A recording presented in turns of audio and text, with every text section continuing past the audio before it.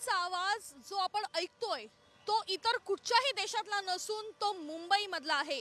मुंबईमध्ये खास करून दादर परिसरामध्ये डिसिल्वा हायस्कूलमध्ये हा सायरन सकाळी 9 वाजता वाजवण्यात आला आणि अशाच पद्धतीचा सायरन मुंबईतील अनेक ठिकाणी देखील 9 वाजता वाजवण्यात आलेला आहे। इंडिया पाकिस्तान युद्धासंदर्भातले हे ढग जे आहेत ते गडद झालेले आहेत आणि कधीही युद्ध होऊ शकतं अशी परिस्थिती जी आहे ती निर्माण झालेली आहे। 7 मे रोजी ही मॉक ड्रिल महत्त्वाच्या शहरांमध्ये केली जाणार आहे। त्यात प्रामुख्याने मुंबईचं नाव आहे कारण मुंबई ही देशाची आर्थिक राजधानी आहे। ब्लॅकआउटमुळे निश्चितच अनेक जीव मोठ्या प्रमाणात वाचले असल्याचा दावा देखील करण्यात आलेला आहे। त्याच्यामुळे अशी परिस्थिती जी आहे युद्धजन्य परिस्थिती जी आहे ती सध्या भारतामध्ये बघायला मिळत आहे। या सर्व गोष्टींसंदर्भात आज महत्त्वाची बैठक बोलावण्यात आलेली आहे आणि या बैठकीमध्ये देखील याच गोष्टी संदर्भात आढावा घेतला जाणार आहे। आपल्या भारत पाकिस्तान युद्धाच्या अगोदर काळजी घेता येईल या सर्व गोष्टींची शक्यता सध्याची आहे ती पाहण्यात येत असल्याची माहिती मिळत आहे।